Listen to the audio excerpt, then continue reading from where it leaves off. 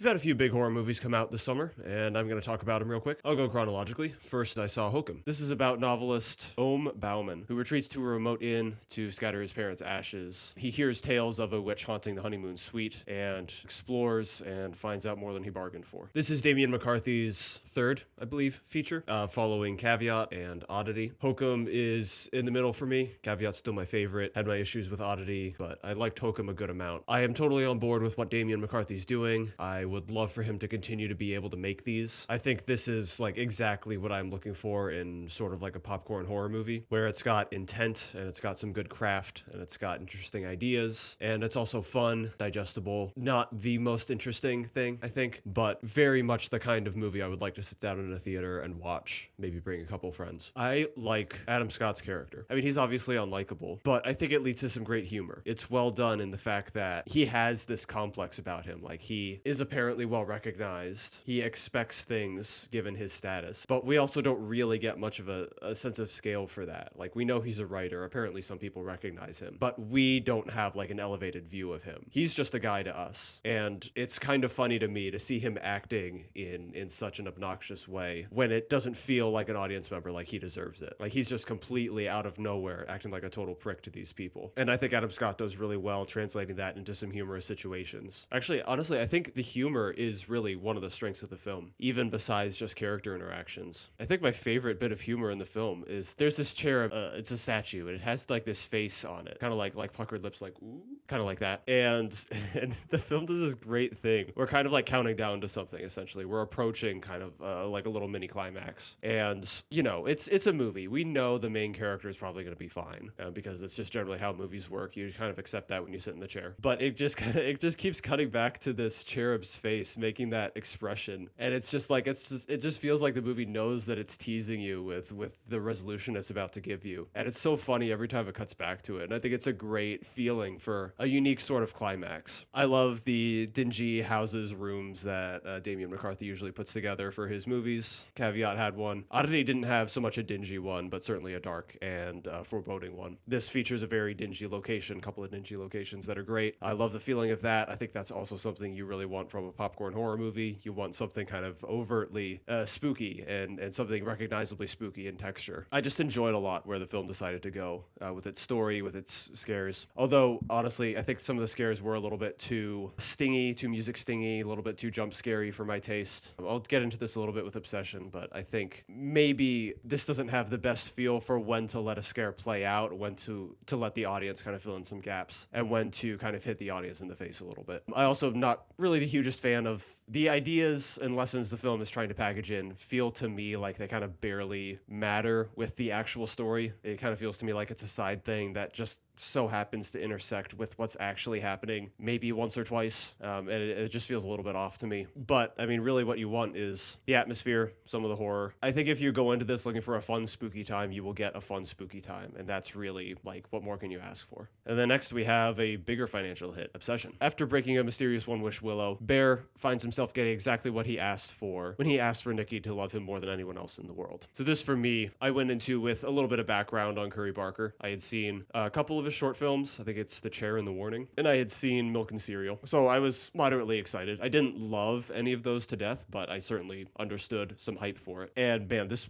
blew me away, honestly. I mean, this is definitely my favorite horror watch in the past several years, since The Night House probably. And the most impressive, like, sort of big screen debut for a horror filmmaker for me since Hereditary. Probably a couple of things to tie Hereditary to this movie. I think Curry's got just a fantastic feel for when to use the right type of horror. Like I just said with Hokum, I feel like these scares were a little bit too heavy on stings and jumps. And Obsession does have some jump scares, absolutely, but jump scares are a tool in the toolbox. They are great. They are very useful, and they are very useful in this film. I think there are a couple of top tier jump scares. But I think really the stuff that's the most impressive to me is the like quieter, more unsettling stuff that at times is just as scary, right? Like for me, like the scene where she's in the corner watching him sleep. Like that is, I mean, certainly one of my favorite horror scary scenes, as much as it is also funny. And that is just pure patience. And I think that's one of the parallels you could tie to this with Hereditary, in addition to being just like a great big screen debut, is great work with shadows. I think you can draw some similar parallels between that scene and something like the scene in Hereditary where Toni Collette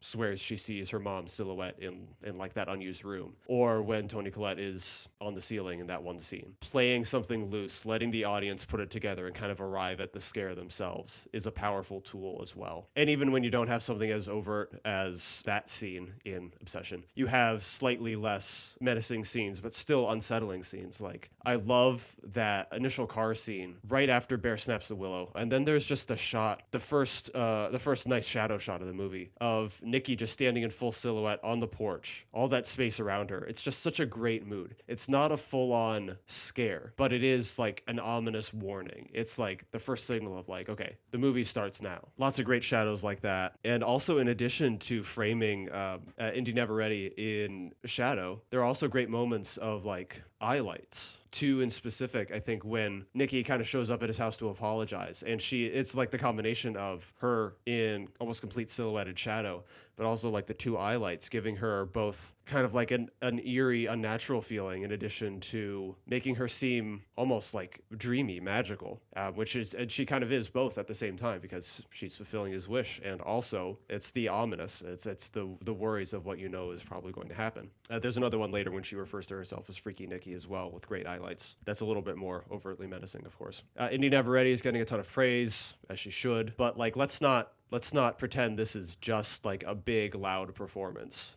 There is plenty of that. Of course, she gets the chance to show off a ton of range, a ton of exuberance, like a ton of loud stuff. I've certainly heard before that like anger, stuff like that, stuff that's very strong is not the hardest part about acting. It's the subtle stuff. And I think she gets the chance to flex some of that too. I think the car scene, again, is a fantastic example where she's just gotten snapped and like the cogs in her head are still turning, and you can see all this wrestling, and it results in this super weird dynamic that's very unsettling. She knows it's not right. She's wrestling through it. Bear's trying to figure it out. We're trying to figure out what exactly the rules are here. And it's all these little subtleties and these shifts in her performance and her shifts in her tone and like what exactly is happening here. Subtleties like that, I think, are really what elevate this performance to something besides just the latest big loud thing. This is also extremely impressive to me just for the way it handles comedy. I am generally not a big fan of horror and comedy mixed together, but I mean, this just works so well. It's so funny. The first time I watched it, I was certainly aware it was funny, but I was primarily scared. I was really worried about where everything was going all the time. But the more I've watched it, I've watched it 3 times now. It's just funnier each time. You just see more and more absurdities in each scenario that's set up.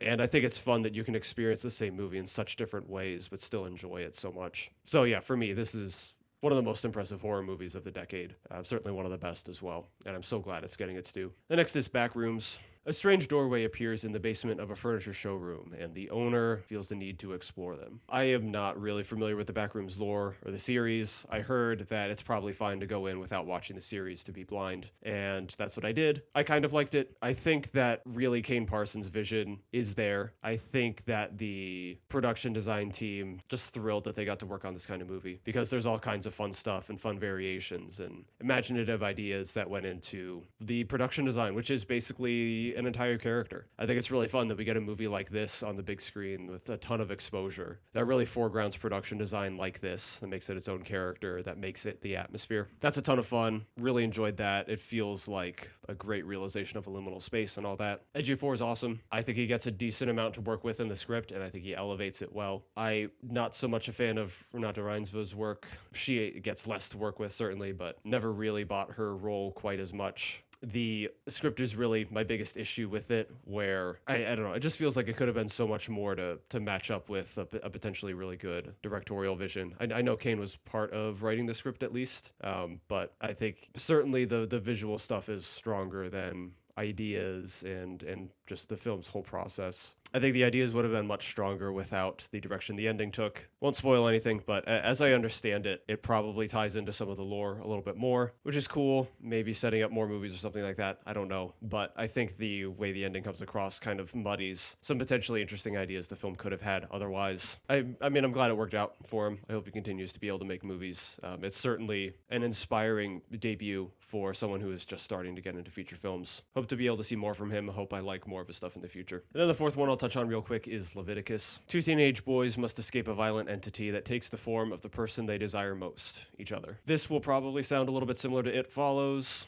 Certainly not for no reason. I was kind of excited to watch this ever since I missed it at Sundance. It might have been only in person, but whatever. I've been looking forward to it, but unfortunately, I just don't find much of uniqueness or interest in it. It's a perfectly competent movie, I think, but I just look at, like I just mentioned, these other movies that have, I think, certain calling cards to them. Uniqueness is some stylistic, some visual, some just in the writing. But these other three movies have something that I can identify as like a unique trait, something specific to get excited about. To me, this is just like a story that happened to be filmed. I don't feel like there's ever really much that's done to, utilize the medium very much. I don't think there are any especially great scenes of like shock or distinctiveness. It mostly just feels like someone filmed a movie and it's just kind of there, which is disappointing to me. Uniqueness with the form is really the thing that excites me the most about movies and the way that can be used for, emotional impact and things like that. And I just don't get much out of that with Leviticus. Again, it's perfectly competent.